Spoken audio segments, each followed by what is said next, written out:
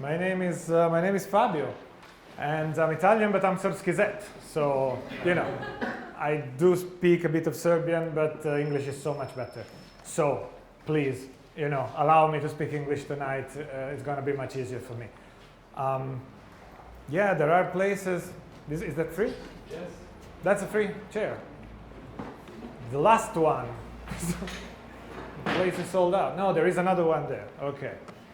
So, how many musicians do we have? Let's see. Well, okay, let's say 100%. Come on. Great. And how many professional musicians? I mean, you do only music. Okay. I'm not, sorry. Okay, like 1/3, 1/4 of the room. It's quite interesting. Good, okay, tonight, let's see what we have for tonight. Who's Fabio? Yeah, first, you introduced yourself, so I think I should introduce myself as well. I worked around some different businesses in different, seemingly important roles for about 15 years, and in different countries around the Balkans, and also in Italy, UK. And I specialize in turnaround of non-performing businesses, which means, when something is not working, that's what I was doing. I was trying to dissect it, understand it, re-engineer it. And that's what brought me to music, together with my love with music, of music. I'm a guitarist since the age of 14. I play semi-professionally for more than 10 years in different bands, from heavy metal to jazz. And of course, very low level, but still, I had fun. And studied music business with the Berklee School of Music. And I founded Life in Music, whose mission is to support musicians making music their life by creating viable business models. And I also work with music companies that are trying to create new technologies and new ways of discovery for musicians. And we will talk a lot about the duality between music and technology that is, of course, the last 20 years dominating the music industry. So we answered question number 1 somewhat. So what's the plan today? This presentation will be asking a lot of questions. So, but you are free also to ask a lot of questions. So, of course, raise your hand, interrupt, whatever. I'm here. We are here to talk as much as possible. But for now, let's see what the presentation, what the computer, what Google artificial intelligence is asking me. I don't know. So we have about 90 minutes, something like that, to talk about some fundamental concepts of business. Because I feel that when we talk about music business, there is a lot of talk about a few business elements, mostly marketing, but there isn't a lot of talk about other business elements. So just a quick overview of what business really means. We're talking about the music business, the short history of the ancient music business, which means the one until 1999, and of the present music business, which, as you know, changes every, how often does the music business change, in your opinion? Every 10 years. 10 years. Do we agree? Other opinions? No, Maybe 4 to 5. Maybe 4 to 5? Oh? Or every day, I think. Or every day. So everything's in a rush. Yeah, they are all right questions. Around 2-3 years. 2-3 years? Yeah, wow. There isn't a right question, but I guess the answers are giving you an idea of the mess that is going on in the music business. A lot of changes is definitely happening. That is absolutely a fact, and we'll go through it. So we'll talk about business models for musicians, so how can musicians build their business model, and then we'll wrap it up. A quick note about the context. We are talking about world trends that are dominating the music industry, okay? And we are fully aware that local realities differ by dimension and speed of change, but the trends are the same. So some of these things are fully visible also in Serbia and other countries like Italy. Some are probably developing a bit more slowly. And I think it's great to know them all so that you can take advantage as early as possible about new trends and new technology. Oh, can somebody read the question so that anybody wants to read the question so that we have a fake dialogue? Gaia, I want to. How's the music industry doing? how's the music industry doing? What do you expect to see on this slide? Money, yes. Cool. Okay. Major labels are going great. Dying old man. Sorry? Major labels Are doing great. are doing great. Fair. A dying old man. A dying old man. It's fantastic. So let's see what's. Wow, that's the money in the music industry from 97 to 2014. Adjusted for inflation. That's something that people that come from finance, like myself, like to put and to say, because if you don't adjust it by inflation, it seems that the music industry lost half of its value, but when you adjust it by inflation, you see that it lost 2/3, more or less, of its value, basically after the peak in 1998. So let's see what's the next question. So are we completely screwed? That's a fair question. A lot of people jump to the conclusion that we are, but we're not. Not completely, at least. I put the completely. Why? This is still from 2014, but it's a forecast. From here onwards, you don't see it very well on this screen, but from the red line onwards, it's a forecast. But what it's showing is that it's showing two things. The first and most important, that the overall sales, let's say, value of recorded music, this is only recorded music, okay? So records, downloads, streams, is going back up, and it is happening as we speak. It is starting to go back up, so the trend is inverting, which is amazingly positive. And the other important thing is that, as you can see, until about 2003, there was a monolith, a big stone of one color, physical revenues, which means albums, CDs, and music on physical support. And then it starts getting more colorful. What are these colors? What happened in 2003? Who knows? Who was there? And what happened that changed the color and started to create this? Who remembers? Yeah, iTunes. iPod was introduced in 2001, iTunes for all platforms 2003. And that's when people started massively downloading music legally and paying for it. So, fantastic, completely new business revenue stream for musicians. And then, what happened in 2008? This is more roughly. Spotify happened. So, streaming of music. Again, either you pay or you don't pay, there is some money shared with the artists, we'll talk about that. And a lot of stuff that is going on around Spotify and streaming. So, no questions on this one, okay. Music business. I think we should clarify, today we're talking about business a lot, today, in this event. But at the core of it, there is music. And there are musicians that are born to be only musicians, and musicians that can also handle, at least to a certain extent of complexity, the business side.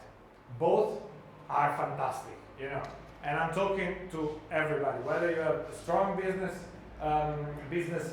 strong feel for business, or whether you don't have a strong feel for business. I'll try to cover here some of the big things that I think are not scary, are not difficult, are very important to understand for you to be able, and for musicians in general, to be able then to choose the right partners along the way, the right managers, the right label, the right publishers, and so on and so forth. But somebody, I don't know who, smarter than me, said a little thing about music business that I would like to repeat. With no business, you're left with music. With no music, you're left with nothing. So I think it's worth remembering that the music is at the center of everything, even if today we're not talking about the creative part. Business, so stuff you do need to know, in my humble opinion. So, Gaia. What are the most fundamental business concepts? Yeah, the most fundamental business concepts. Let's try to see them. So business starts from an idea / vision. Okay, somebody wakes up and says, "Wow, I want to go there for very deep reasons. I want to play music around the world. I want to create a company that makes cars that don't use fossil fuel. I want to conquer Mars. I want everybody in 2003 to have their music collection in their pocket." Okay, so big idea that leads to a vision. It's turned into a strategy. You can call it plan. And then the strategy is executed. Very basic stuff, I know, but you cannot believe how much value is lost in forgetting about these three very big and basic things. Because strategy without execution is a dream. You know, you just plan a lot of stuff and nothing happens. Strategy with very smart stuff as well, nothing happens. But execution without strategy is a nightmare. And I've seen this in my experience over and over again. People trying to do a lot of stuff without a big picture, a big plan, a big why, that starts from their big why they're doing something. So it's extremely important to focus on both sides, strategy and execution. For the business, then you need someone to pay you for something. Seems obvious, but you do need somebody to pay you. And you need to spend less than what you earn. I mean, this is the condensed business knowledge that would be enough, in my view. So, sell more, spend less. Again, it seems so obvious, maybe offensive for some of you. But in reality, it's not. I've seen a lot of examples in and out of the music business where the focus was so much on the sales and not on the cost, or vice versa. So much to be cost efficient and not worrying about the market and what was going on in marketing and sales. So it's very important to structure a business, any business, your business, another business, in a way that incomes and expenditures are somewhat balanced and sustainable. I met a lot of artists that were very smart on the expenses side. They were not trying to save wherever they could. They were just trying to be smart, to spend where and to invest where their business model was leading them. And we'll talk about that. The secret to good business is people. I think this is more for corporate kind of people that forget about the fact that everything is made of people. Musicians normally know this very well. So the suggestion is to work only with capable people that you like to hang out with. In corporate world they call it cultural fit, and it's a very fancy topic in the last 10 years, roughly. Basically, people working in big companies realize that it's much nicer to work with people that share your key values in life. And that's why the companies also started to explain what their key values are so that they can recruit people that match those values, and basically working with these people that are similar to you is much nicer. I think this happens quite naturally in the music industry, especially for independent artists. You do not need to know everything, okay?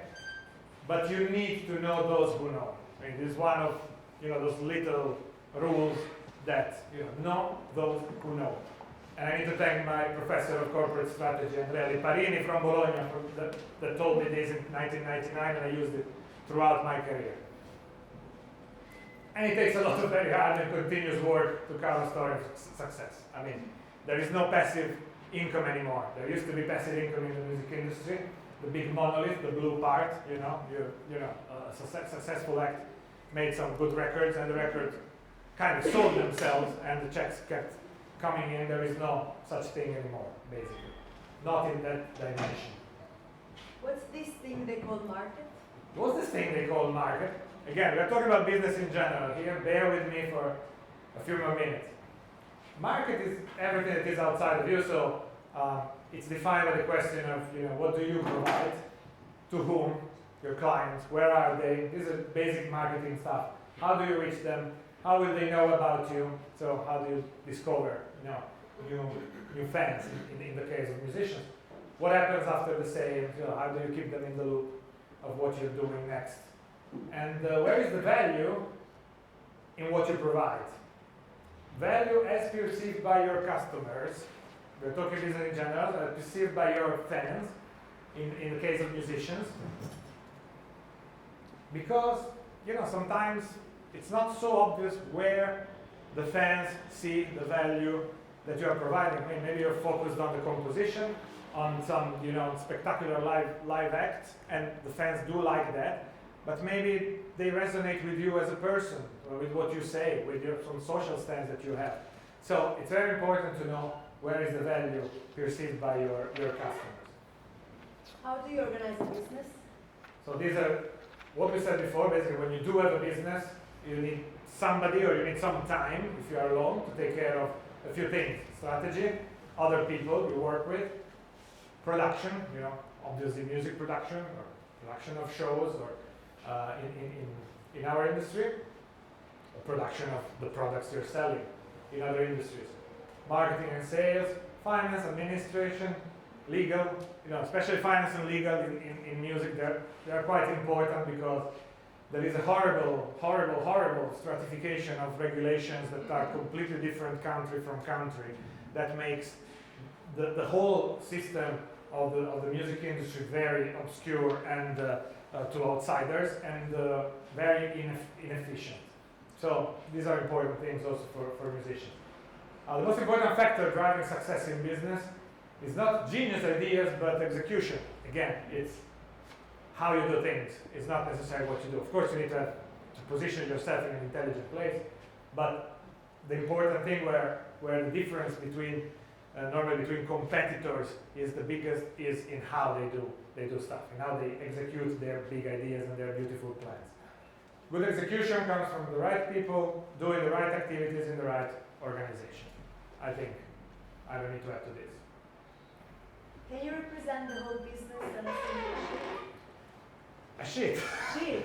Sorry, it reminds me about the joke of the Italian, You know the joke, guys. Yeah, we know. What? I want the shit on the bed. Yeah, what? Sorry. Nicola, we cut this, right? Yeah. Can you represent? So, yeah, we covered a lot of stuff, so what are the fundamentals of business in general. Some very smart consultant came up with a tool that is called the business model canvas. I know you can't read it, but it's not that fundamental. I'll explain it to you very quickly. First of all, let's define a business model, because we're talking about business model innovation for musicians today. A business model is how an organization creates, delivers, and captures value. Creates value, delivers value, so make sure that somebody actually enjoys that value that is created, doesn't stay, remain locked up somewhere, and captures this value, means some of this value created brings it back home in the pocket in terms of money, but not necessarily only in terms of money. There are a lot of other value that especially a business like music, an activity like music, is generating beside money, and they are very, very important. Okay, so a sheet like this is divided in basically three parts. The central part is called value proposition. Remember the question we asked before, how do you create value? What is the value that you give to your customers? It's here, so you can write it here. The left side is the organization. Actually, I do have a point. Sorry. Wow. No. Spoiler alert. Spoiler alert. So, yeah. So the left side is the organization. It says key partners, key activities, and key resources, and cost structure. So how much will stuff cost? So what do I need to create this value? In terms of partners, activities, resources, and where do I need to spend? On the right-hand side, there is the market. So customer segments, who are my customers? Channels, how do I reach them? Customer relationship, how do I keep a relationship with them after they become my customers, so that they are in love with me for life? And this resonates also with the music industry. We'll talk profusely about it later. And revenue streams. So how do I turn all this value that I create, how do I capture some of it for me and my organization? Okay, so this is a very simple tool to use because it's free. I mean, you can write whatever you want in it. You can be very detailed, you can put one word, you can leave empty some of the boxes because you don't know, and you need to maybe consult with somebody, speak with somebody about it, brainstorm with yourself. So, but it does guarantee a big, bird's eye view on all the elements that are crucial to business development. Facilitates the creative thinking about business, and it forces you to consider all the key factors, because again, many times I've seen beautiful ideas that were not considering the full spectrum of things that need to be in place and need to be right and need to fit with each other. Maybe we have fantastic products or fantastic services or ideas, We had the clients with everything in this part, big revenues, but did not consider that the costs were still maybe too much. So simple example to show that it's important to get a full picture of your business model. So now let's move towards the music business and let's take off the picture all the mysteries about it, in case there are any. Gaia! How did the music industry develop? How did the music industry develop? Very quickly, you already saw it. Music business in history went through, in my opinion, 3 macro phases. Phase 1, live music from, okay, it wasn't really a business back then, but from cavemen onwards, music has been played live mostly for most of history. So it started with the beginning of time, and it goes on today, of course. Printed music started, they say, mid 15th century, and that's for hundreds and hundreds of years, together with live music. That's how musicians made money, by granting the rights of their composition to publishers that were printing the music sheet and selling the music sheet in different markets. It still kind of exists, not flourishing a lot as a market. And then 20th century, new technology, recorded music. And last century, so the 20th century was the century of recorded music. And it was dominated, phase 3 was ruled by record labels. It was the record industry. Until 1999, it was called the record industry, not the music industry, because it revolved around making and selling a lot of records. So the music, it was ruled by record labels that were entities that dominated the music world with their unique superpowers. And the question... What was the prevailing business model? Okay, it was very simple. We are talking second half of the 20th century, let's say. So from the 50s to the end of the millennium. There was one business model, basically. And you had to play by that business model. So, in short, it was no record label, no music career. There was a big role of record labels because we'll see why. They had access to a set of things, and without a record label, it was very difficult to be able to move in the music industry at all. They had access to, and this is not a full list, but this is just the biggest things, recording studios, for example, producers, songwriters, studio musicians, engineers. I mean, everything that is needed to make a record. They had the contacts, they had the network, they had the trusted sources, the professionals that learned by doing this stuff. Today you can learn a lot of this stuff from home and do it from home, as we will see. They had a pressing plant, plants where they produced, vinyl records, then the cassettes, then the CDs, DVDs. They had the logistics, very big operations, trucks. they were sending this stuff that they produced in big factories around the world, literally. Okay, and it's not simple to sell a lot of, small value things, plastic things around the world, sell them for the right price and so on. So, it was really big industry.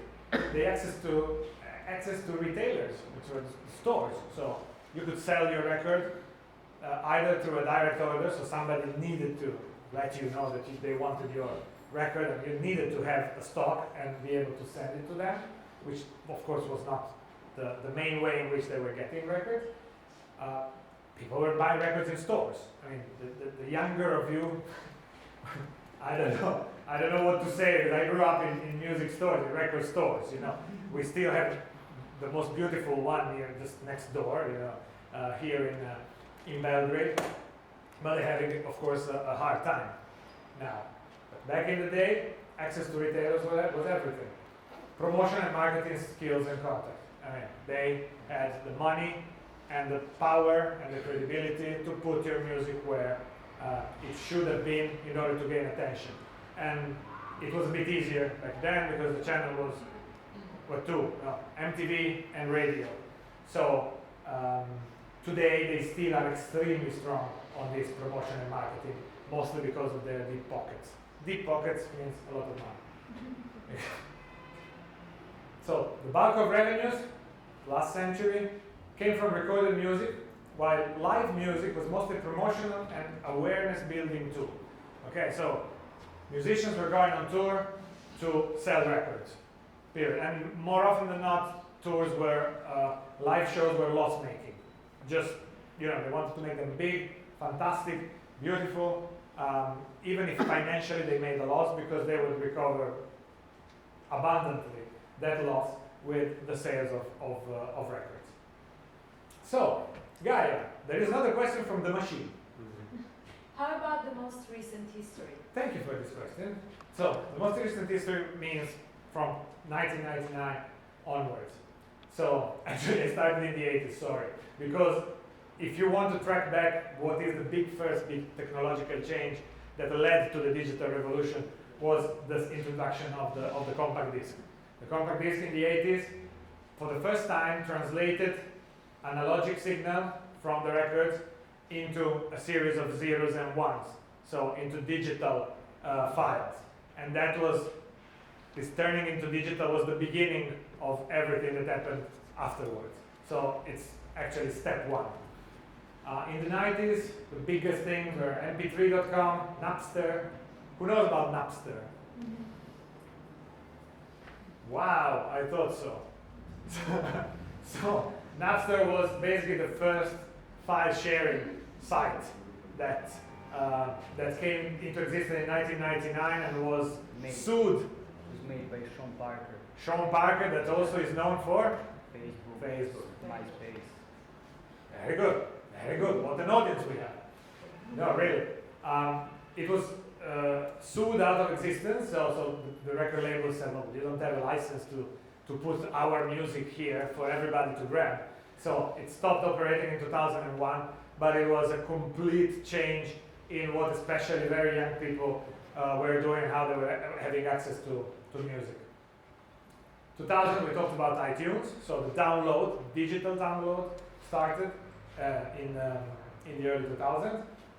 2010, even though Spotify started in 2008, it's the age of streaming. So Spotify, Deezer in Serbia, very popular because of the deal they have with the carriers, the telecom, YouTube, and so on.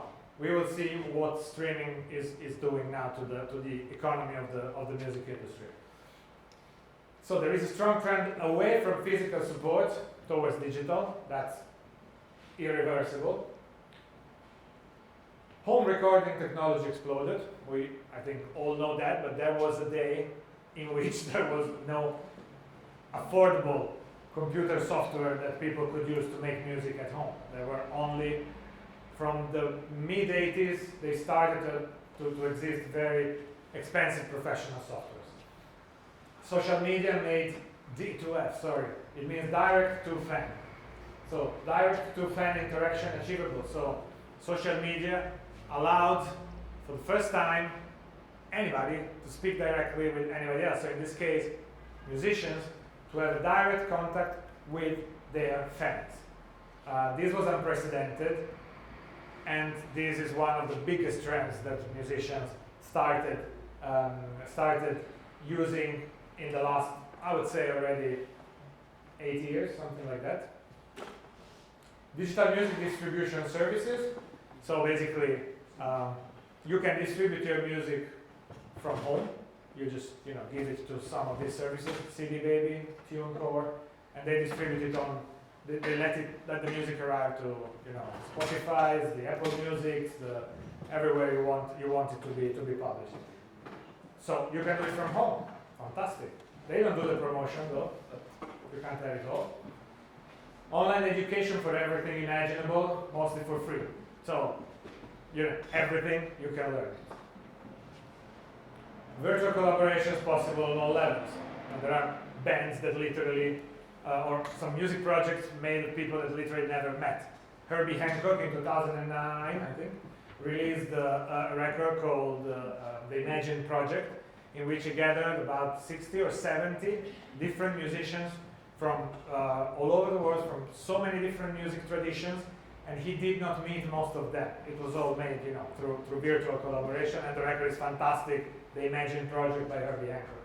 I'm not getting a fee, I just love it. Okay? What changes did all this bring about?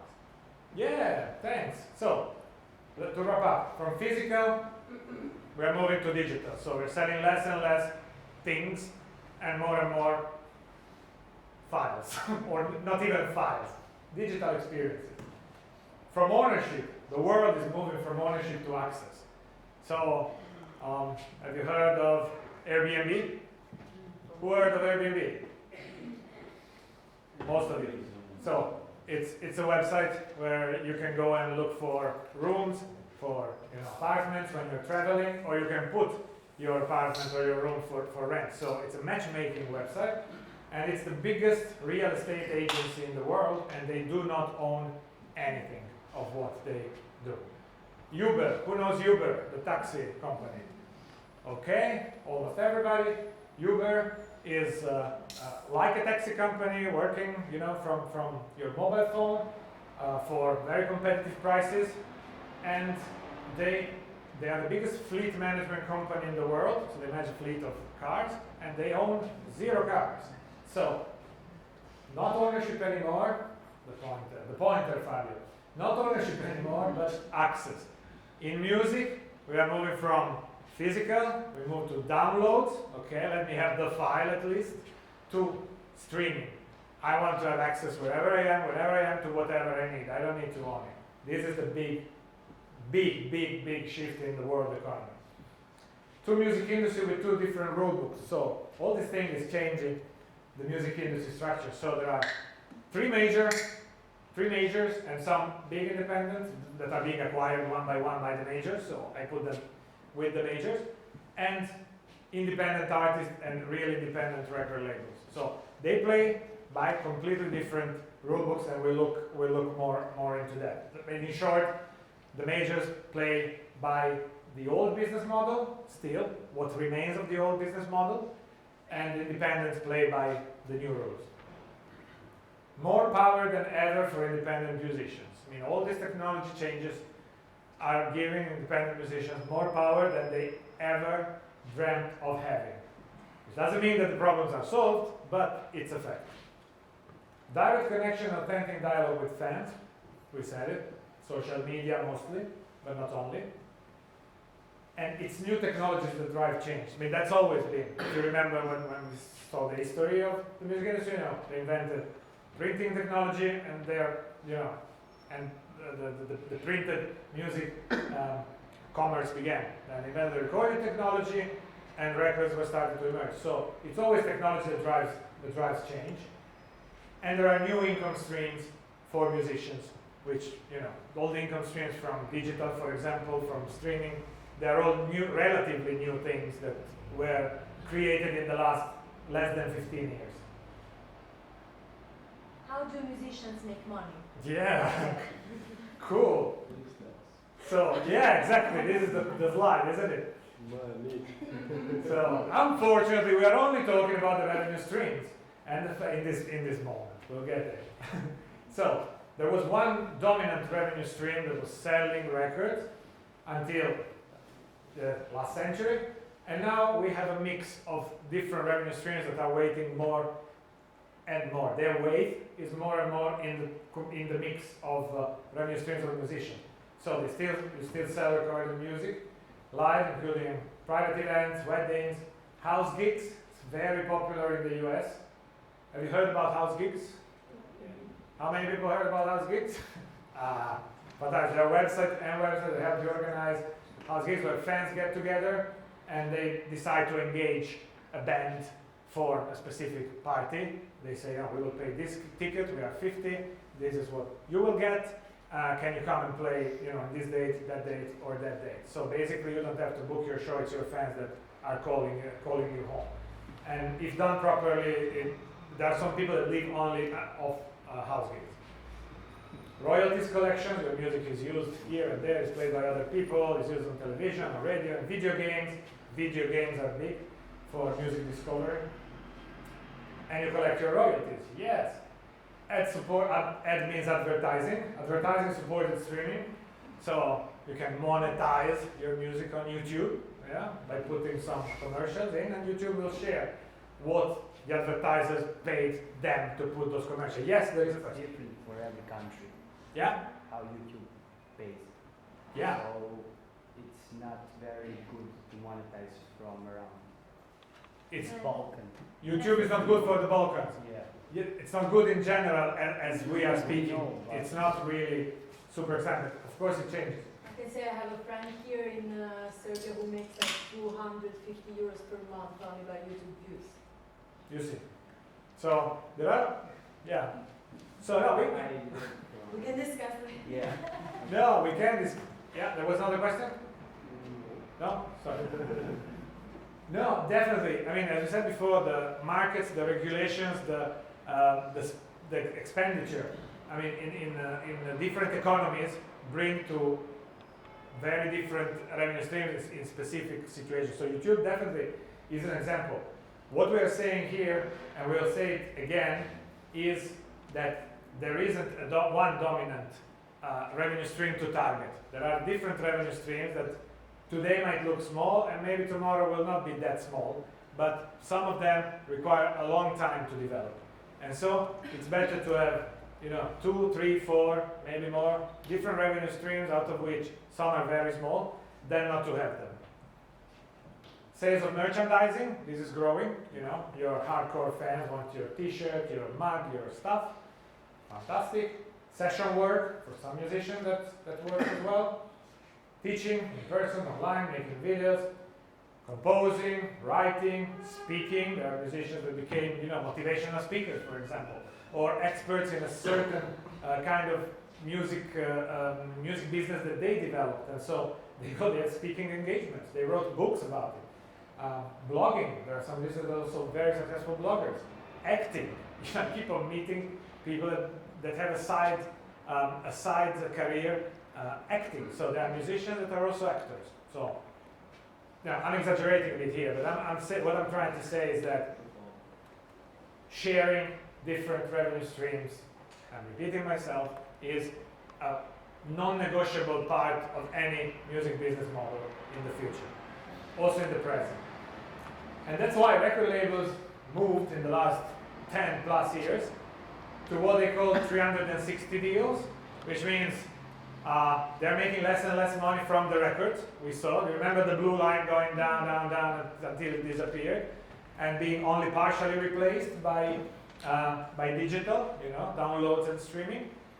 The record labels, which are making big profits still. Why are they making big profits? Among other, first because they are managing big acts that still move a lot of money, which are a vast minority, a big minority. And because they move to 360 deals, it means that they get a cut from every revenue stream of the artist. When you have a 360 degrees, it means deal.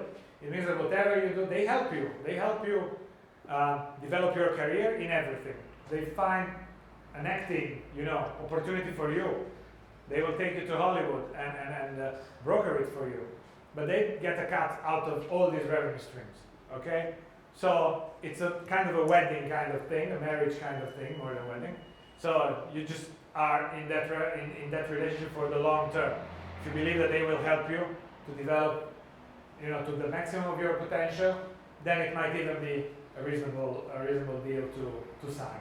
But the record labels don't have many options to avoid that, because they need all the revenue streams. So, how did revenue streams evolve in recent years? Yeah, a little bit of charts here. The blue, or bluish again. So we have US music industry revenues in 2004. Even if you are at the back, you see that it's all one color. And it's written physical, 98.4%. So the revenue streams in the music industry were all coming from physical records. Still in 2004, simply because iTunes was launched just 1 year before and it was not picking up yet. But it started to show up as digital downloads with 1.5%. Fast forward to 2012. That's the data I found. Sorry, and you see what we saw in the previous chart. So not one dominating revenue streams, many revenue streams. Now physical is 40%. Digital downloads in 2012 is 40% as well. And then you have mobile. These were the ringtones that were popular for one period. Subscription to streaming services, 8%. Performance royalties, 6.5%. Synchronization, 2.7%. So the colors are increasing. First half, 1H means first half of 2016. So the freshest numbers are showing that permanent downloads are moving, the pointer, are moving from 40% to 31%. Streaming is moving from, where was it, 8% to 47%. So streaming overtook everything else, and it will get bigger and bigger in the coming years. So streaming is the trend, it's a fact of life. The numbers are just very, very obvious. So there is a lot of stuff, of debates going on about Spotify not paying artists. We'll talk a bit about that too, because there is also some information that is circulated that is not really completely, it's not complete, let's say. It's right maybe, but not complete. Physical went from, it's at 20%. So it went from 98% to 40% to 20%, and it will probably stabilize at some point around 10%, 5%, something like that. I will share the presentation, so you don't need to take notes and pictures if there is something interesting for you. So, mindset shift. I don't know if I succeeded in expressing so far how big the change is. It's really huge. I mean, it's really, really huge. And to make it in today's world, and most of all in tomorrow's world, you need, people active in the music industry need a shift in mindset that is already happening on many levels. But it's totally unavoidable. And of course, the good old Albert Einstein reminds us, this is used so many times, but I needed to use it. Problems cannot be solved with the same mindset that created them. So, you need to change the way you think about music. Not you in particular, because a lot of people are doing it already, again, but it's necessary to change. Oh, a new question, finally. Over me? Yeah, come on, you are my question maker. What do you mean by mindset shift? Thank you for this question again. So, I would like to bring an example. Video games. Who plays video games here? Yeah, we're all 50-50. Yeah, that's great. It's great. So, a lot of digital industries went through the same problems of music, like pirated stuff. There is stuff that is illegally available for download. Why should I buy it? But with the change in mindset, the video games industry managed to not only survive this threat, but to reinvent itself and its business model almost completely. Why? Because they are used to an approach of extreme experimentation and testing. This is very popular in the startup world, in the technology world, where everything is run on the principle that until you test something, of course the test needs to be thought through. You cannot just improvise any kind of thing to test. Until you test something and you experiment, you don't know whether it's a good idea or bad. So they went just full on, and they threw away a lot of things that didn't work. Ready to throw away the old and make space for the new. When they saw that the old business model was not working, was starting to squeak, they just accepted the reality as it was.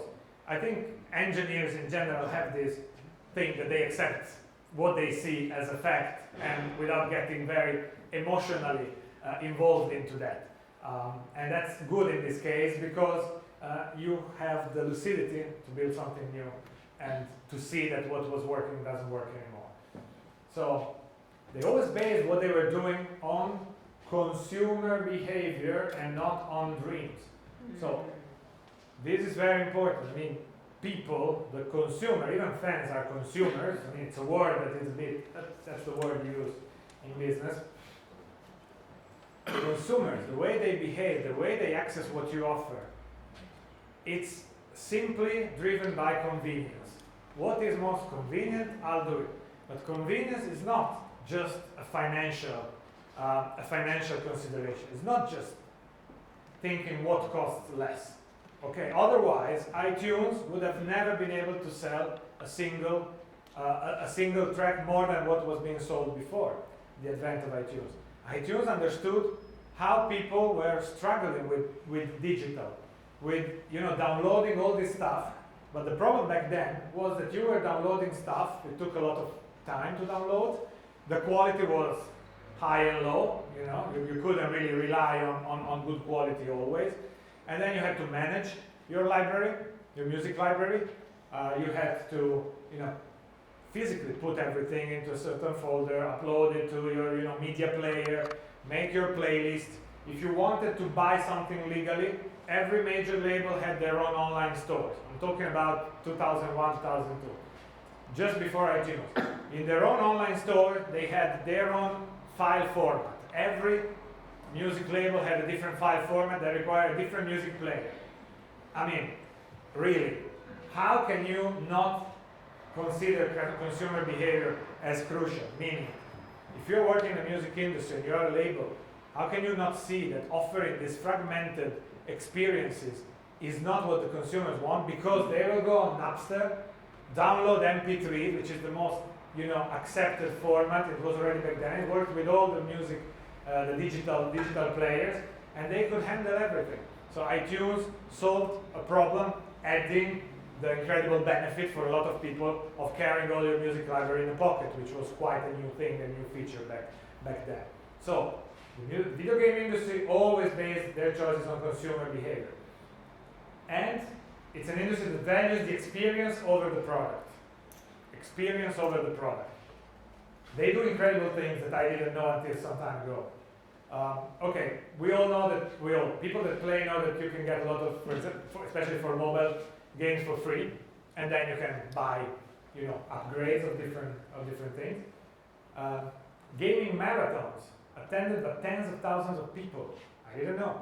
In the UK, they have events in arenas of 20,000 people where the top YouTubers, the top champions that post their games on YouTube, go play in front of the crowd, have a meet and greet session, take pictures, and people, families, stay there 3-4 days.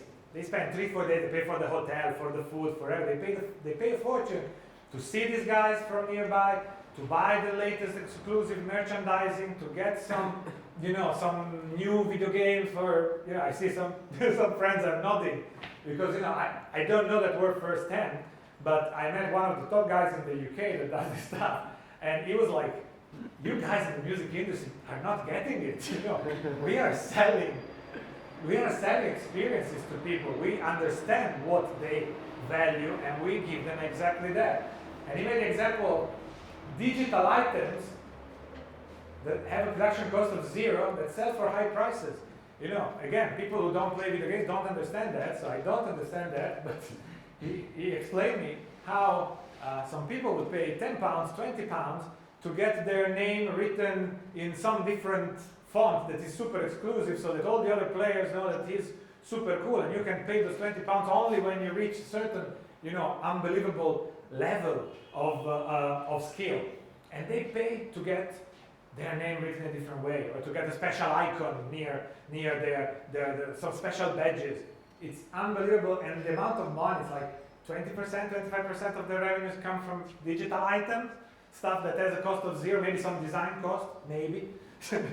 So I'm very passionate about this approach that really takes into consideration what has changed and how we can embrace new behaviors. So the other thing is that you can and must use environmental constraints, so problems or things that have emerged like piracy, like file sharing in the music industry, as springboards from which to take off in a new direction. And I think the music industry, the video game industry, is the best example of that. So what are today the foundations of a music career? Yeah, let's try to bring another list. So the very strong foundations of a music career in today's environment that I try to convey to you. First, of course, but I don't think it hurts to repeat it, be the best that you can be at music, and always try to get better. I mean, that's never sitting down. We all know with music, it's not that you can, stop doing it and it stays at the same level. You know, the moment you don't hone your skill, whether it's playing an instrument, singing, songwriting, you lose it. So always be at the top of your game.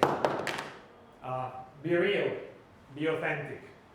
This is something that is very, very valuable in today's world, with a lot of noise, a lot of inputs, a lot of information, a lot of possibilities to listen to this, read that. We are all bombarded. People are naturally attracted to real stories, to authentic people, authentic stories. And play by your strengths. I mean, it's so difficult to grab the attention, to compete for attention of other people, that it would be really too hard, and it's proven by a lot of research that it's also ineffective to try to work on your weaknesses and bring them to a similar level where your strengths are. You should, of course, handle your weaknesses, outsource them, give the problem that you cannot solve yourself to someone else, learn a bit about it, do your best, that's fine, but it's your strengths that will set you apart from the others and that will make you look and be felt as authentic. Be ready to get help when and where you need it. So nobody can know everything. Remember, know those who know, that we said before. Today you can learn all sorts of skills, especially related to business, to the digital ecosystem. And if you don't keep them up to date, they will be probably outdated quite soon. So know which skills you need to keep up to date. You can't keep up to date all the skills in the world that are somewhat related to your career. So just get ready to get help. Be ready to get help when you need it. Build your tribe and nurture it. We'll get back to this. Own the relationship with your fans. Oh, this is very important. Own it. The tribe is the tribe of your fans, of course. It's probably the single, after making good music, it's the single most important thing that an artist today, an independent artist, need to do. Building a tribe of followers that resonate with who the band, the musician is and what the band, the musician stands for. And nurture this relationship. But own the relationship. It means don't rely only on social media and their databases, because they might disappear tomorrow. Very simple. And plus you don't have, who has a Facebook page here? The usual half. Now every time the half changes, it's always halfish. So is it easy to get the list of the members and to get information about them? What's experience? Can somebody share on Facebook? Yeah. You can always also build a newsletter, official site, and then you can always keep your fans updated with the latest thing if you're not comfortable with the social media. Yeah. And you can always give some mashup or bootleg or some free cover of your song for free. People leave their email, you give them the link for free download, and then you build your tribe. Fantastic. But you mentioned your own website, right? Yeah. That's where you have a mailing list, I guess, right? Yes. You're managing one. Yes. And you do it mostly through MailChimp. Okay. That's exactly what I'm trying to make here. Let's not be lazy and use only the pre-cooked solution of Facebook or Twitter or whatever you use, SoundCloud, because it's on their server. Your music and the information about your fans is on their server, and they are making it more and more difficult for you to access it if you don't pay. Even if you pay, it's difficult. So it's absolutely mandatory to have own website that you fully control from a design, editorial perspective, website presence, search engine optimization strategy. It's yours. You control it. The rest are satellites. Social medias are satellites. And to have your own mailing list. A good old stinky Word file, or even a piece of paper, I wouldn't suggest, but any kind of file where you can write names and email. Really something that I see over and over again, that there is over-reliance on social media, which are absolutely critical and super important, but please do not forget the website and the mailing list. Surround yourself with positive vibes. It's very tough.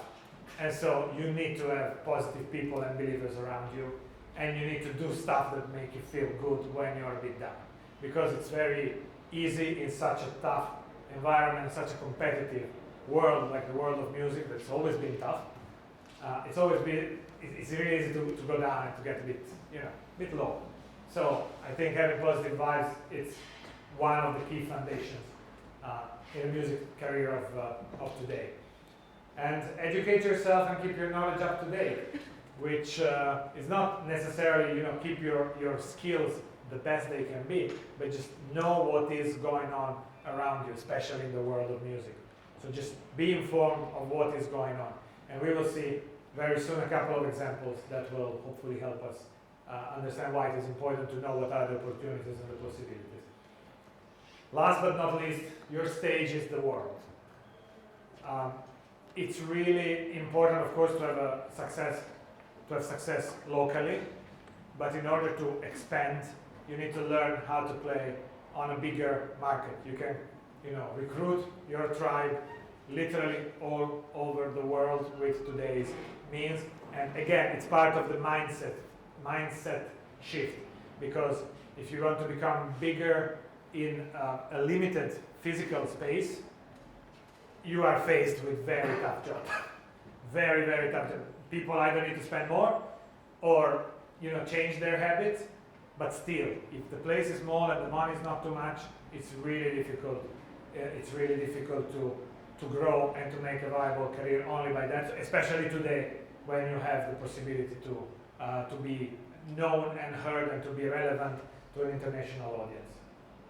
Shouldn't musicians mostly build their brand? Yeah. Who heard that musicians should build their brand? Anybody heard this? We're not half and half. Now it's a minority. Okay, then this is not too relevant. I will do it quickly. But you hear it a lot. You hear it like you need to build your brand. What is your brand is what you stand for, what you represent to the eyes of people. I have a slightly different take on this, because building a brand is often an artificial effort. You remember we were talking about authenticity, being authentic? So building a brand is often artificial, believe me. It means imposing something onto yourself which does not necessarily ring true. That's the game of big corporation in all consumer businesses. So that's a business practice, totally legitimate, which kind of values do we want to have people thinking about when they see our logo or our product, this kind of thinking. But I'm not a big fan of building a brand in this way. On the other hand, authentic brands are rare. Apple, not today's Apple, but the old Apple of the 90s and early 2000s, they had a very strong brand value that came only from what they were doing and how they were doing it, not by some, imposed feel, some partnership with some other brand that gave the impression that they were strong at something. No, they were strong. They were the best. Tesla, today, they have an incredible brand value because they are trying and succeeding so far, at least partially, in changing the world in many ways. Zappos is a little company that built its entire business model on making the customers happy. Their business model is happiness.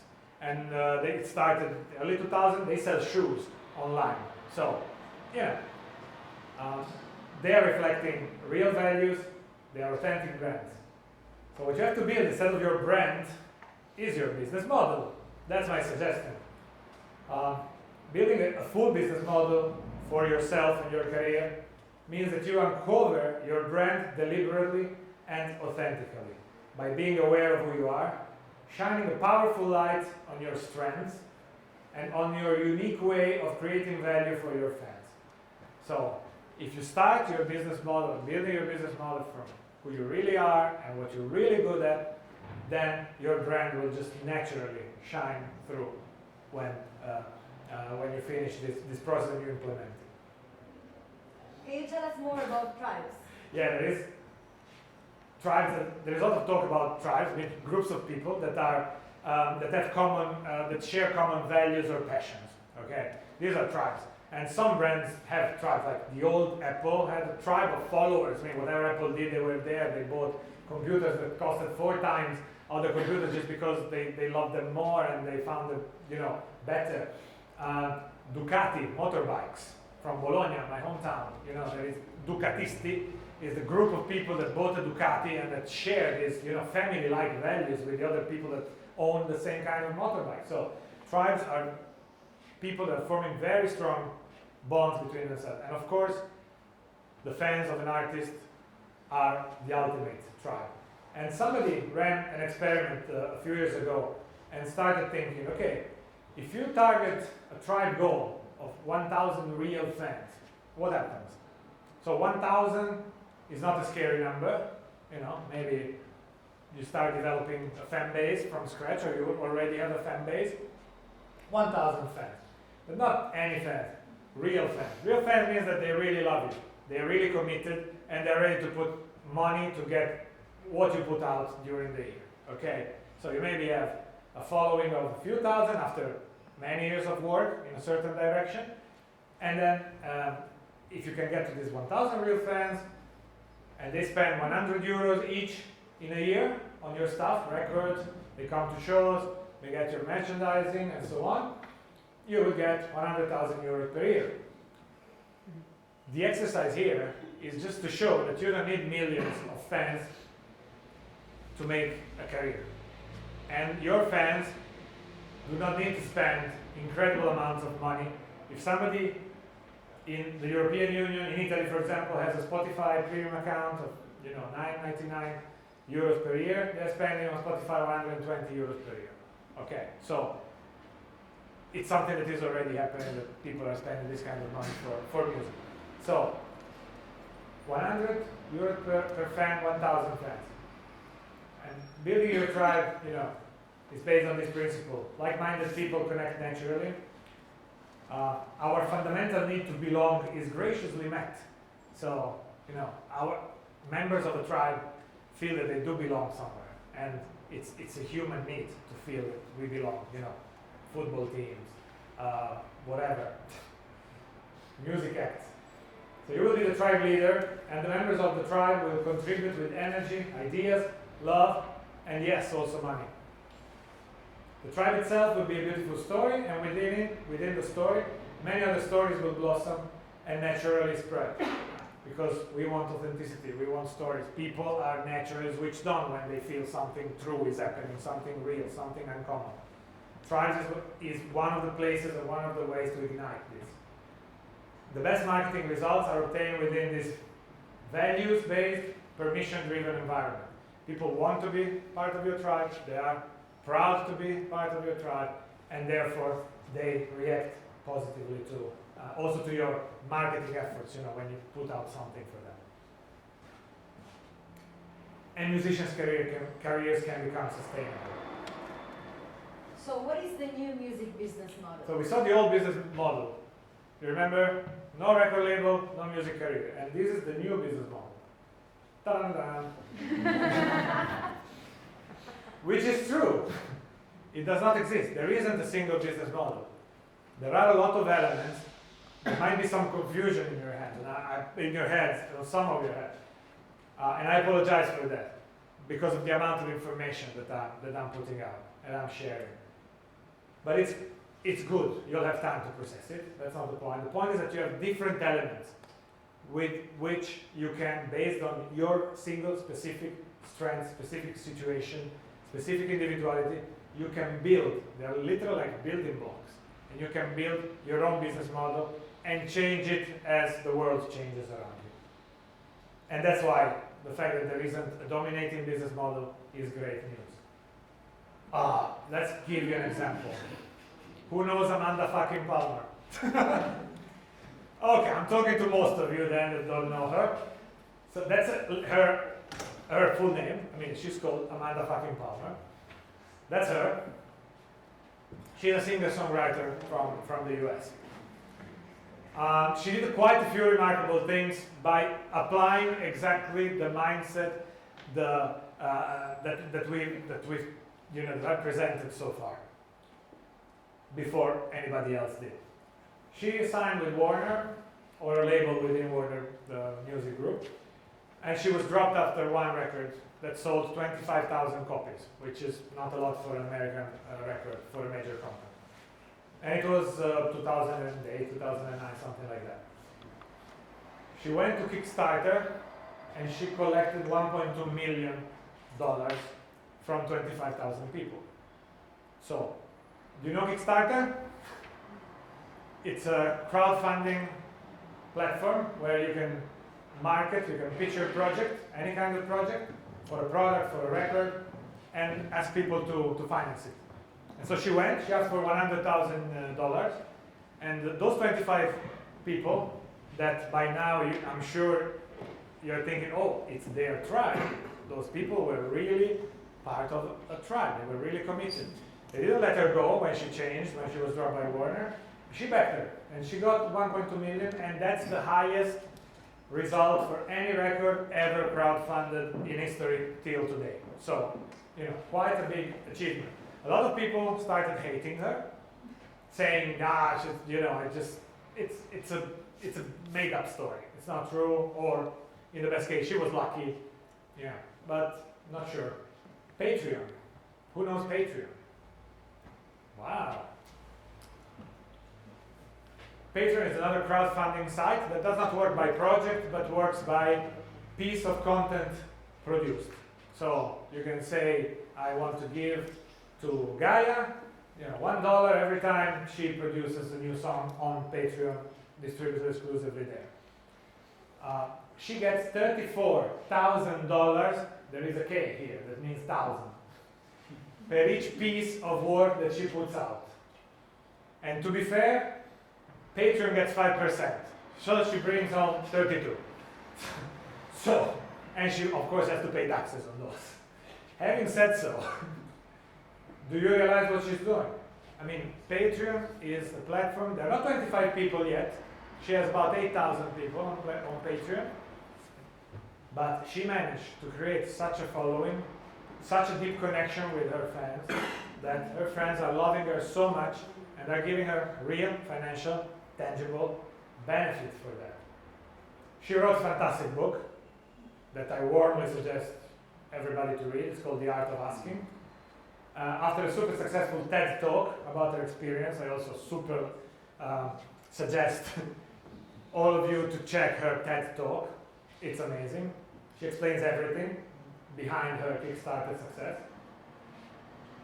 And she changed mindset because she says that we should move the question in the music industry from how do we make people pay for music to how do we allow people to pay for music. This is an example of switching mindset. So, like, while the old music industry is busy trying to come up with a way to make people pay for music, I want to allow people to pay for music. And the way she started with all this is because after a concert, a kid came to her. It was the first concert he went to see. Came to her with $10 and gave her the $10. Says, sorry, I stole your music from Napster, from a pirate site. I'm so sorry. I'm so embarrassed. Here's the money. And she was like, wow. So people do feel, when they do perceive the value, they do feel that it's natural and it's beautiful to contribute to her continuing putting out the music that these people like. And she's much more about who she is than only her music. That's what I said before, your uniqueness, your strength, what you stand for, your story. We are running late. Oh yeah, another thing that she is famous for is that her motto for her fans is I see you. Means, you exist. You are important for me. And she's engaging with her fans through mailing lists, through social media, in a very, very honest and authentic way, so that her fans feel really listened to. Another guy, and now we are speeding up, otherwise we'll never go home. Another guy is Ron Paul. Who knows Ron Paul? Only me. No! I thought, but okay. It's a good example. It's a good example. He made a fantastic article on Billboard in 2014, end of 2014. So Google Ron Pope Billboard article, because it's really interesting to read. It was the moment in which Taylor Swift withdrew her music from Spotify, because Spotify is not paying enough the artists. That was the story, and you hear that story a lot today. Like, I got 4 million plays on Spotify, and I got 34 cents from Spotify. How is it possible? How can this be a good business model for musicians? And he explains that when musicians take full control of their career, they get much more money. That's the short story. Because he gave his example in 2014. He got this number of plays, 44.5 million, over 12 months. And he got this check, $250,000 for this, which is 0.0056 per stream, which is much higher than the average stream per stream payment that you hear about when you read the news and say, oh, Spotify doesn't pay anything. And why was he able to get $251,000 in a year of passive income? This is passive income again. So I said before, there is no easy passive income anymore. This is passive income, but it wasn't easy, of course. He had to work hard to get there.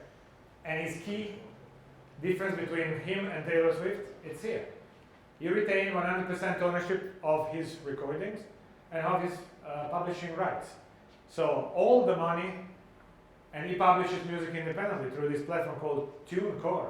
So he spends $50 per year per album to be on TuneCore, that distributes to all the digital services out there. So $50 with what he earns, I think it's a good per album. Okay, he has kind of 10 albums, so it's $500. But $500 out of 250, it's good. I think it pays out. It pays out. And while a conventional record deal gives you between 12 and 18% of revenues. And it's one of the reasons why some people get a very small amount from Spotify, but because Spotify is paying their publisher / record label a lot more money because they have that kind of deal with the record label. So he says, if you retain ownership, if you can, that's good. He doesn't have access to radio. He doesn't have the big marketing budgets of the major labels. So he relies on word of mouth, and it works. He is authentic. He's engaging with fans. He is, his music is very, very honest. And even he engaged even with me at some point. I'm not a fan of his music. Actually, I became one now, but I was not back then. And I just, made a comment on a picture because I like the picture or the guitar. I asked him something about the guitar on Instagram, and he answered immediately. And you could feel it was not some PR person. You feel this stuff, when you are on social media a lot. You feel when it's somebody pretending to be Ron Pope or when it's Ron Pope.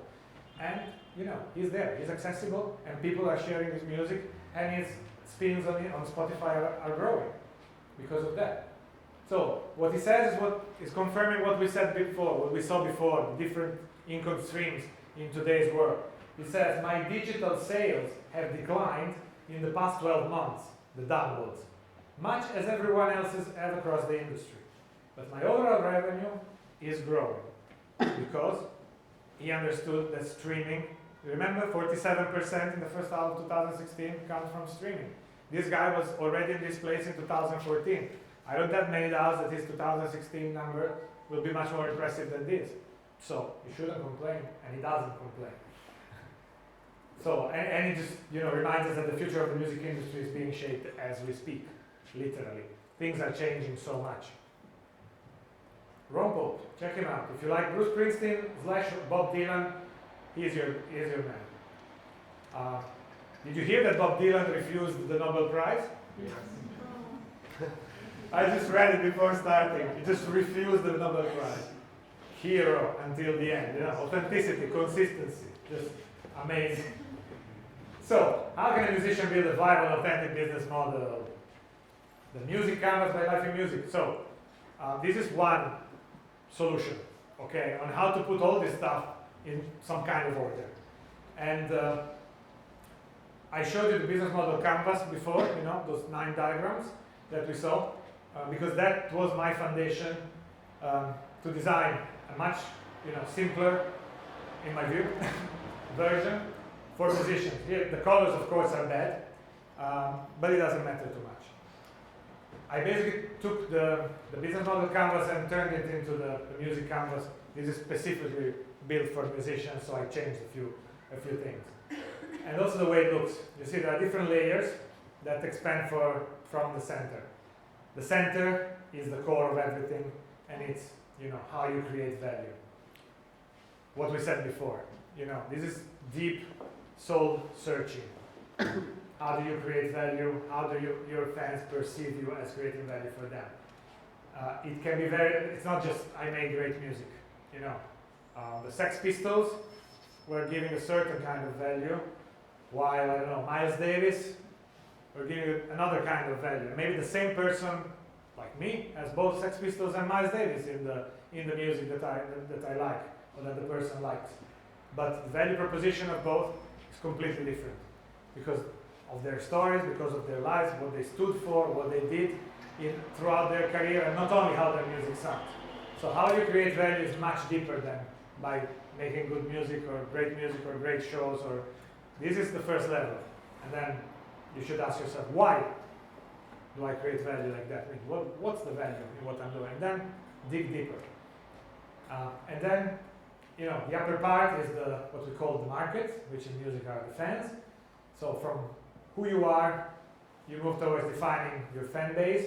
You can start from the existing fan base, you could, you know, target some new fan base, and just spend time thinking about that and writing notes about that fit here.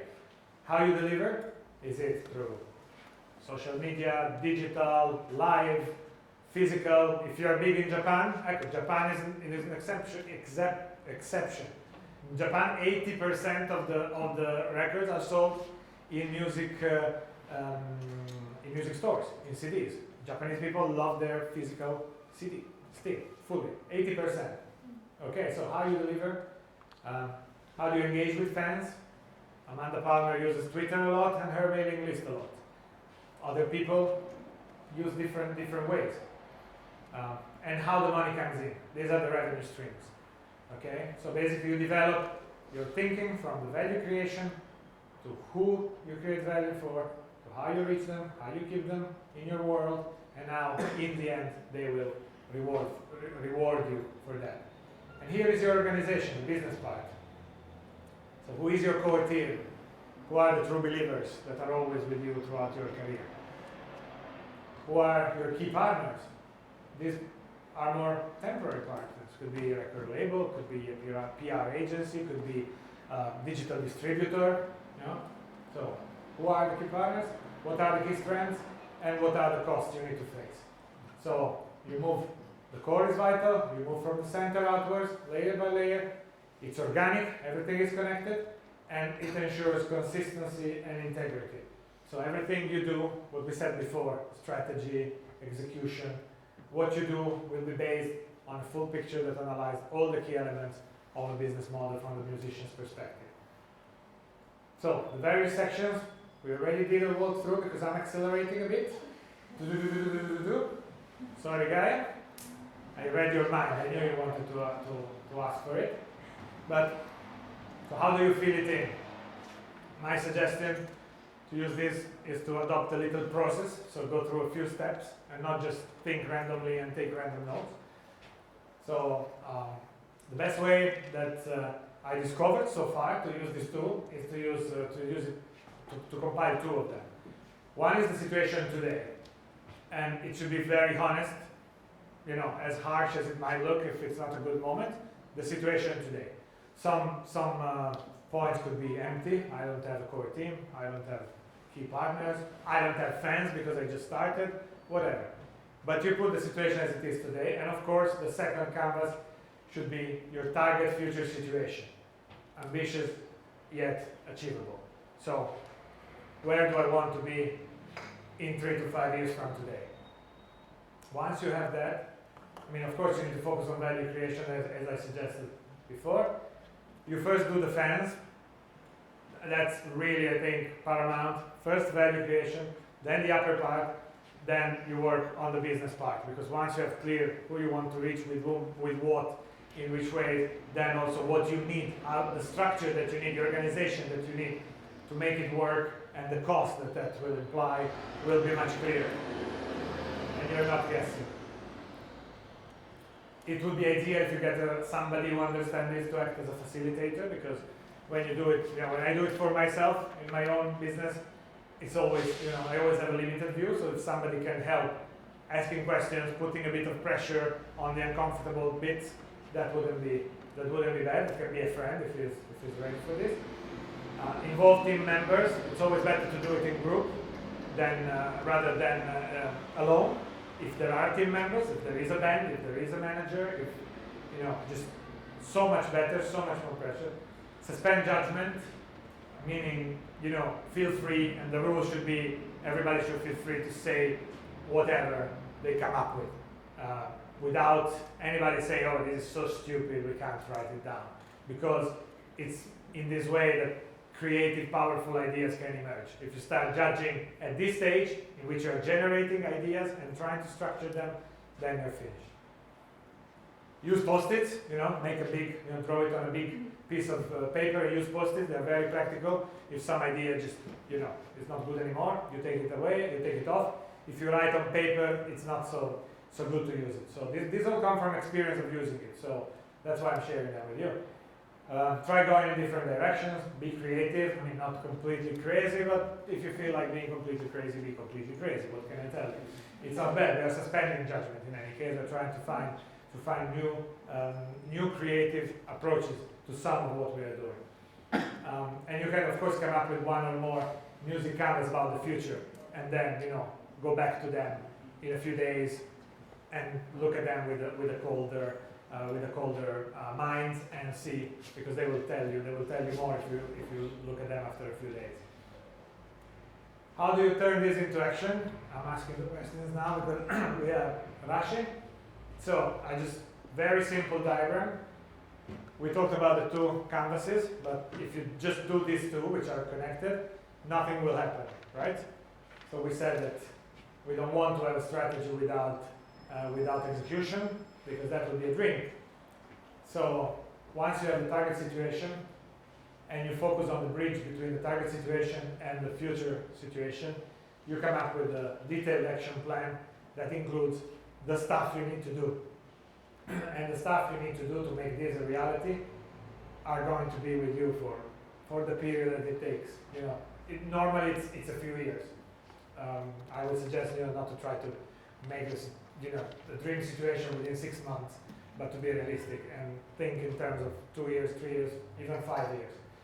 After the detailed action plan is made, like I need to contact 10 record labels, 100 record labels, I need to come up with a different drummer, or I need new arrangements for that piece of music, or I need to get a show in Hollywood because in the canvas I've seen that I need to develop the market in LA. So which kind of contacts do I need? So you really drill down what is necessary to do concretely every day in order to make that a reality. Then of course you execute the plan. Never forget, plans are beautiful. And then you measure the results. You assess, you learn. This is what we've seen in the video games industry. They were doing experimentations, executing stuff, and then they were seeing the feedback. What, is it making the impact that we expected? Maybe a better impact, a different impact, I have no idea. Okay? And then you go back to the canvas with the new learning, and you update the situation. Every 2 years, 1 year, 6 months, it really depends on the speed of change in your personal reality, so there isn't a formula. Does it look like a heart? Like a locust? More like the face of an insect. You see the two eyes here, the nose. Anyway, this leads us to the end. So what are the key takeaways? In my opinion, more power than ever is in the hands of the musicians. There is also more competition. We know that. There are 3 absolute pillars that are non-negotiable: quality and authentic music, ownership of the relationship with fans, so your website and your mailing list, and international mindset. The world is the stage. First, create value, then capture it. Actually, capture some of it. Monetize experiences and emotions more than things. So understand what resonates with your fans or with the people that like you. Maybe you're not a singer-songwriter, you're not a band, you're not playing in a band, you're studio musicians, and your fans are the musicians and producers that engage you. It's totally okay. They are your fans. You know, it works exactly in the same way, even though the business model is pretty different for a studio musician. Okay, but you need to make them feel the right emotion, the right vibe, and focus on that. Don't forget about that. Educate yourself so you can take ownership, but get help when you need it. Know those who know. Start now. You know the Chinese saying, like the best time to plant a tree was 20 years ago, but the second best time is today. So this is what I mean here. So you are unique. So be true to yourself. That's your basic key selling point when it comes to money and when it comes to having a successful career is your uniqueness, your true strengths, your true individuality. Be authentic, okay? And surround yourself with positive vibes. Again, this is the antidepressant that we all need, especially in this industry. So, how can we stay up to speed with all these changes? There are a few sources that are really cool. Sonic Bids blog, it's fantastic for very practical advice. Hypebot newsletter, Read Music newsletter, Music Business Worldwide newsletter, Bob Lefset, my hero. Do you know all of them? I know 3. I know Bob, I know Hyperbot, and I know this blog. What about the yellow one? Yellow, Life. No. Germany. Life in Music, a bit of self-promotion, mailing list, blog, and Google everything else that you need because you'll find all your answers. So, Amanda Palmer's closing remarks. She said, it's almost as if there's now 2 music industries.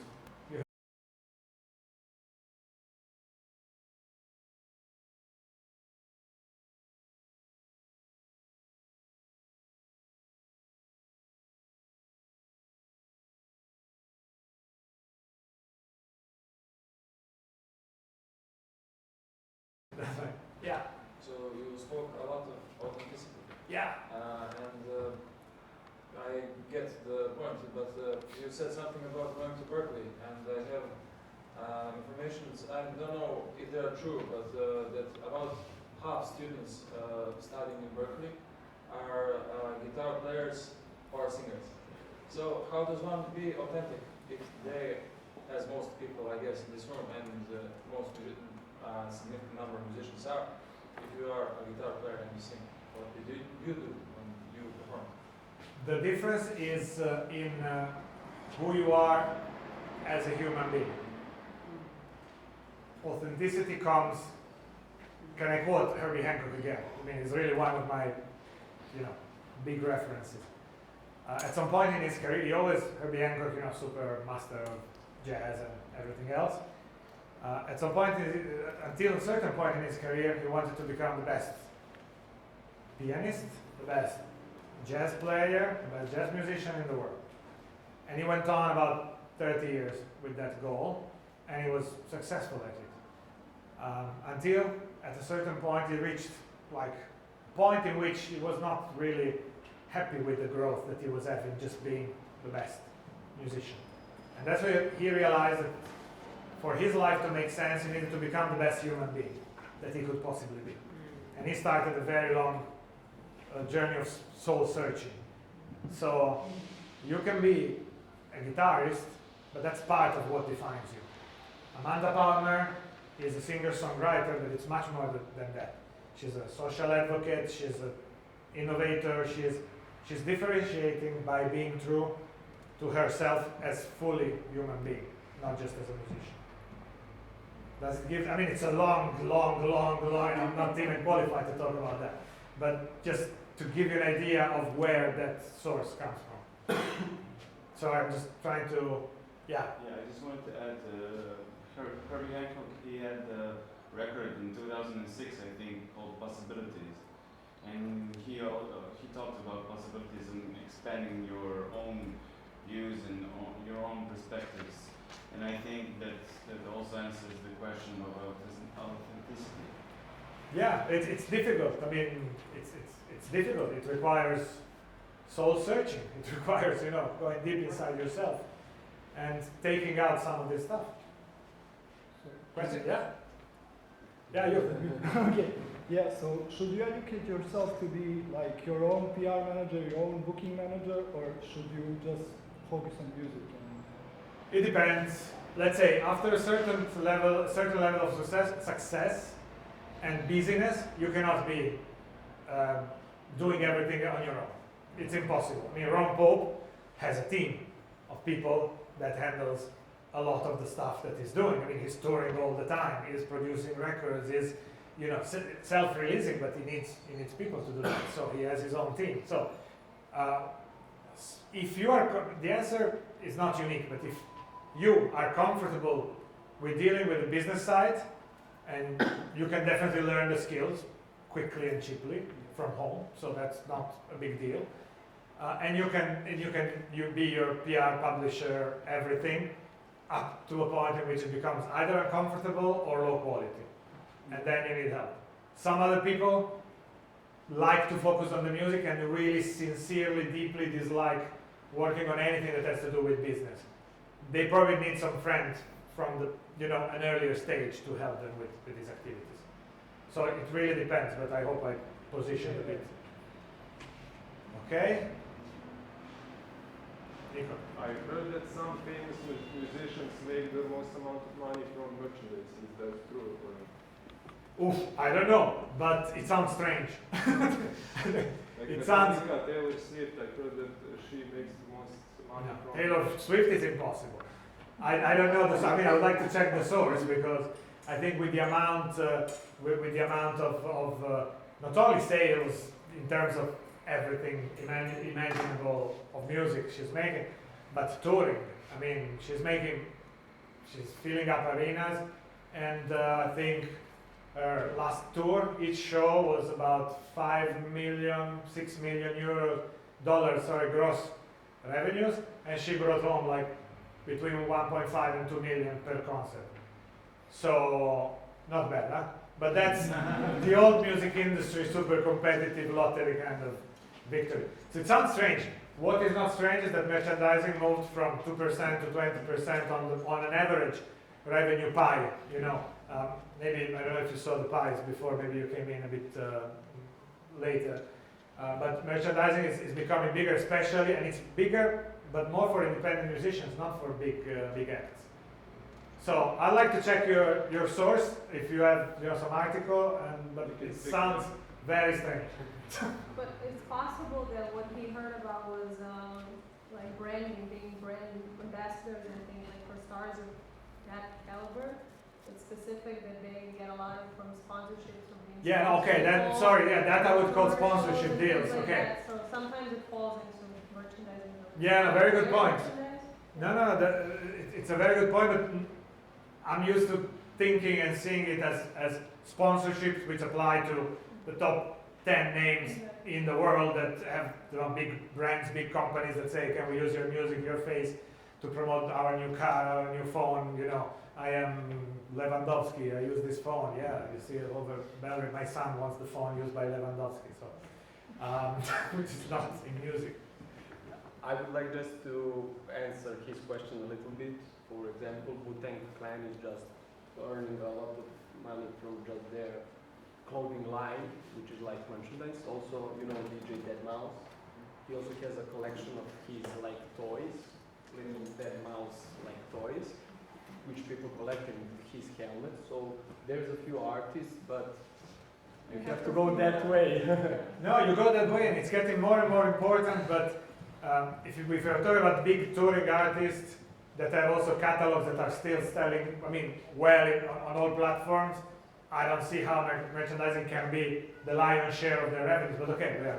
But it's very important to have merchandising. The smaller you are, the more you make from merchandising. having in mind that, like, speaking of indie artists, now everyone has the same tools to kind of reach out, which makes, in my opinion, like the channels are oversaturated. What's your advice on cutting the noise? Be authentic. It's the noise can be cut through word of mouth. I mean, people. If you read this newsletter, Bob Lepset, can't even say his name. Where's the Bob? This guy. This guy is fantastic. I mean, he's one of the biggest experts of the new music industry. He's really unbelievable. And that's a place where you will constantly hear that it's word of mouth again. We are back to, it's like when TV ads stopped working, basically, because nobody was paying attention. We were all going to take breaks, like 20 years ago.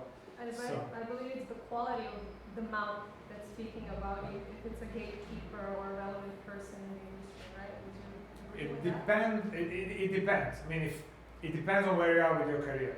If you are a teenager, I think that already have an act and can already playing, already putting out some music, self-publishing. I think you have enough time to build a really genuine tribe without big industry help. If you are more advanced, and I know quite a lot of cases. I deal with a lot of people in London. Yeah, they do need some gatekeeper help to get quick results on some specific project. But the way that this doesn't, in my opinion, change the way they're building their tribe. Probably they're getting some fans that are liking their music. I will check them out here and there, but they're liking in particular that song that they got exposed to. It's not obvious that they will like your catalog. It's not obvious that they will like everything. So yes and no, as usual. But I think long term, the only value you can get is from true, passionate fans that really get you for your music, your skills, and for who you are and what you stand for. That's the Amanda Palmer kind of story. She didn't get any incredible help. But it's opinions. I mean, even the music industry, as you know, probably it's super divided on this topic. So, okay, you already asked one. Do you think that music industry now supporting music as art form, or it's much on money side, like simple proven solutions? Yeah, the eternal fight between commerce and art, which is, and I took away a lot of, I had some slides on that as well, because I'm a bit of a big idealist personally. So I still believe that you can have big success with being true to yourself, and so making art, which doesn't mean that it needs to be complicated. It can be the really, party music, but it can be authentic. It's true that especially the big music industry, the old music industry, if we keep the division that more or less we presented and was in a way confirmed by Amanda Palmer, also in the interview of Ron Pope, we'll talk about two music industries, the old and the new one. I think the new one is where real art can really flourish. The risk with that, and I know also quite a few artists that are real artists, but that are completely disconnected from any commercial thought about how to monetize their art. And then they will be out of the picture if they don't have other sources. If they're rich, fine. But I mean, do the people in the music industry experiment with new art forms in order to create more money because it's new, it's something unopened? No. Or just going for The incumbent players, so the players that are big and invest money, want the lowest possible risk, most of them. Okay. That's basic business practice when you are a big company.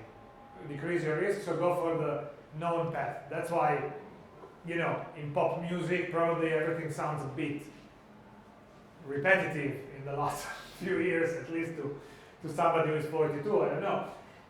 In the independent world, of course, there is so much more freedom. And even what Amanda Palmer plays, I mean, it's not my stuff, but she's doing what she calls a cabaret punk. She invented this, this kind of music, that is entertainment, fun, involvement of the people. It's a whole show, you know, that it's, so it's where, you know, the bigger you are, the less you play. You know, I think personally that you can be big and play with risky stuff and create the future. But that's not common business thinking, because shareholders at some point will say, we feel you are wasting our money because there is a proven path to success. Walk the path. Use your loops, use your stuff, your hooks, it works. And until the taste changes, stick to that. Please, we want our money. They don't have some experimenting fund or something. There are some that are a bit more creative, but in principle, I'm saying in principle, the bigger you are, and that's valid for innovation in every kind of business. But in the music industry, probably it's very visible. I mean, Yeah. I just want to add, because I was in Ibiza this year, and some of the artists were using some experiments of how to involve people into party. Some of the DJs were trying to connect, they just put some dance floor, just made of electricity, so the people were actually dancing there, creating like electricity of making colors of the dance floor and everything to make everything more engageable with the crowd you are playing, or when you're an artist, you usually wanna feel from the crowd. So, as a matter of fact, Ibiza, from my perspective, is the one place from the DJ side, and electronic music is the most important thing for exploring the new things and new way approach of the music business in electronic dance music. Thanks. And you know, in the jazz world, Herbie, you know, is doing possibilities, is doing Bianco, is doing Agent. When you go to listen to a concert, more often than not, you will hear very big experimentation. Especially when he plays with Wayne Shorter, for example, they play together. You really need to be ready to be taken to unknown realities and worlds. So some big names that are already established are personally going that direction because they are artists. And you know, and they are maybe at the end of their lives and their careers, and they want to make, you know, to create as much as possible. So we see that also in big artists, but probably jazz is more prone to that. Okay? Bye. Sorry, I have to ask you. Yeah. From your experience, which music platform brought you the most revenue? You know, The most? The most revenue, most cash, whatever. And how did that happen? Was that iTunes, and then you released, I don't know, free album or something? Yeah. Then people like Amanda fucking Palmer, we will support you, or it was Spotify, or from your personal experience. Yeah, no, I'm not releasing music myself. You know, my music career ended a long time ago.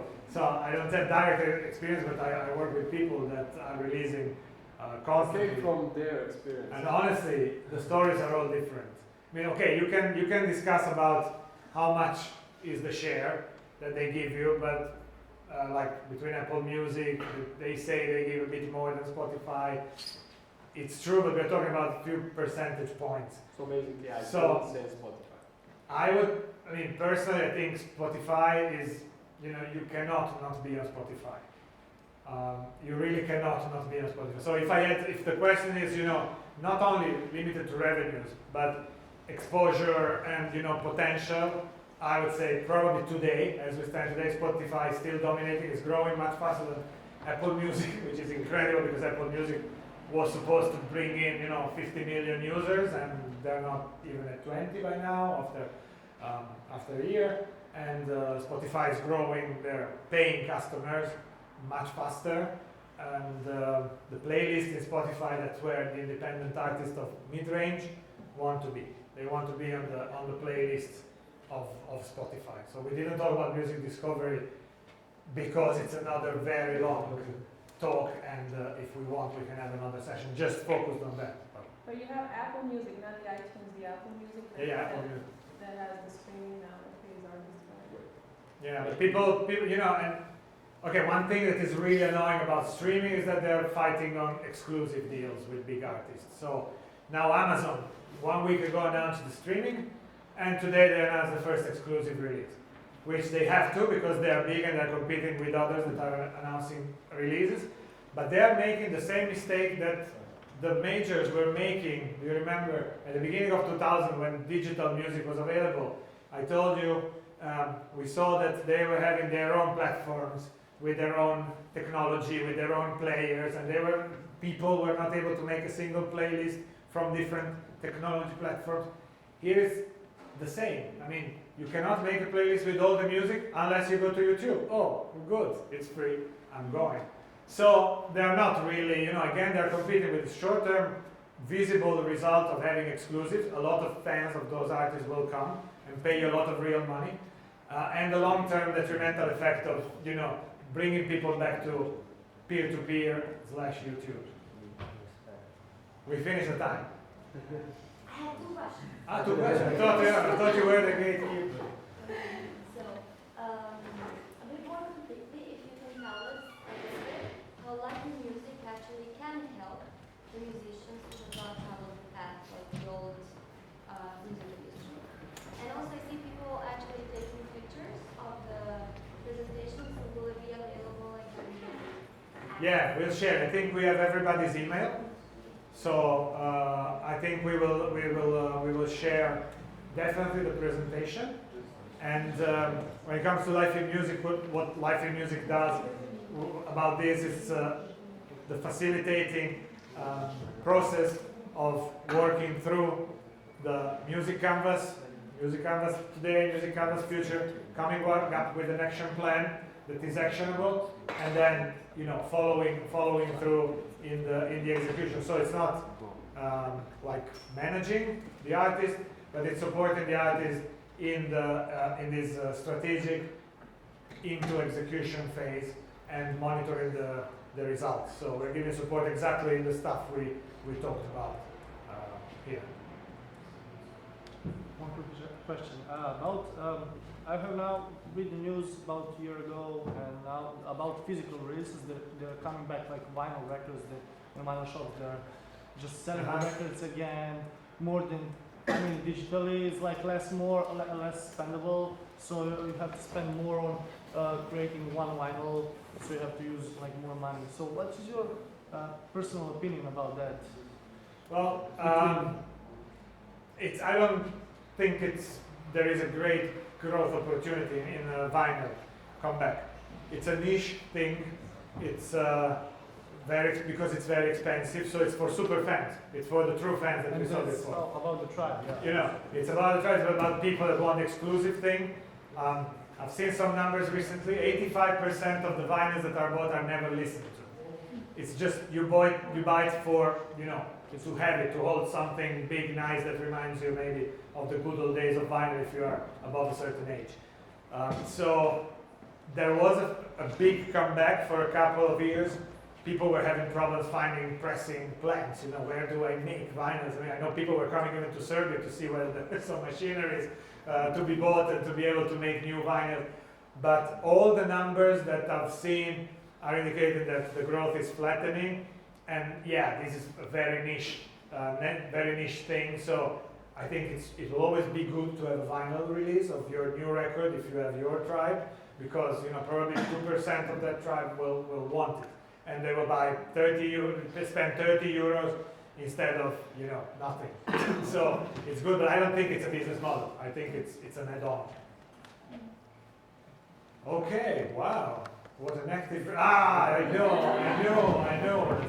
Yeah, I have more like a practical question. Yeah. Because Serbia has its pros and cons, but it doesn't have a lot of cash flow around the music, like alternative music, or let's call it normal music. But do you have any advice how to charge for the experience that you provide?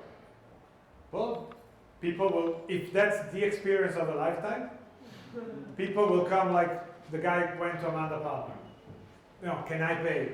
Do you allow me to pay? I know it's not an answer, but it's an answer. Meaning that the experience needs to really be the right experience.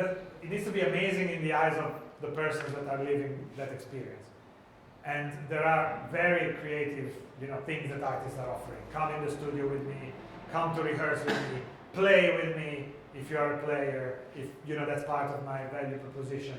you know, they are endless. Let's go have a dinner, you know, Herbie Hancock, Wayne Shorter charged $25,000 to have a dinner with them.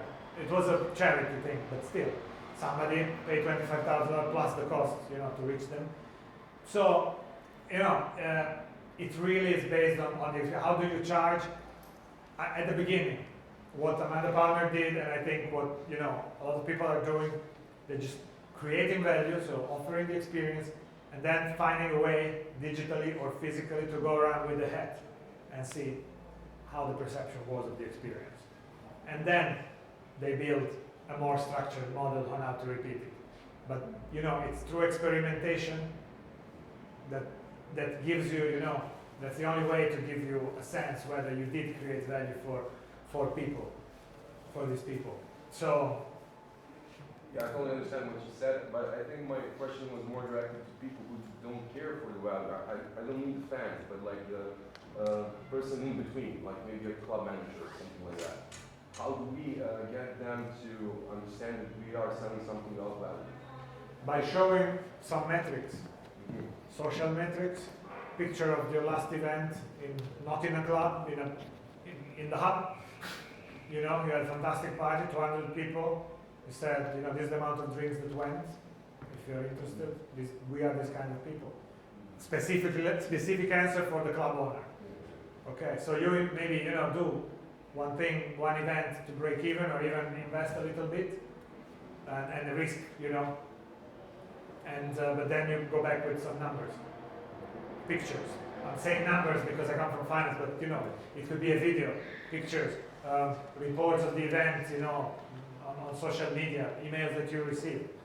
If people are excited, they will want to share it with like-minded people, and that becomes your track record for the club manager in this case. Okay?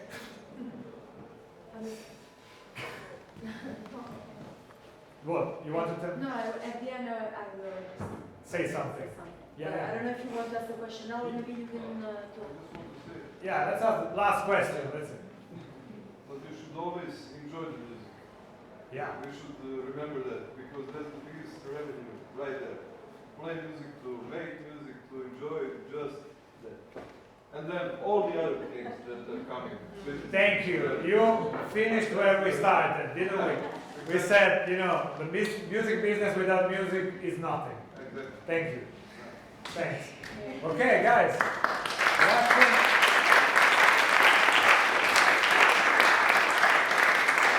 Let's keep in touch. Business cards here if somebody wants to stay in touch with email, with whatever. But you'll get an email in any case from the hub, I guess. Yes.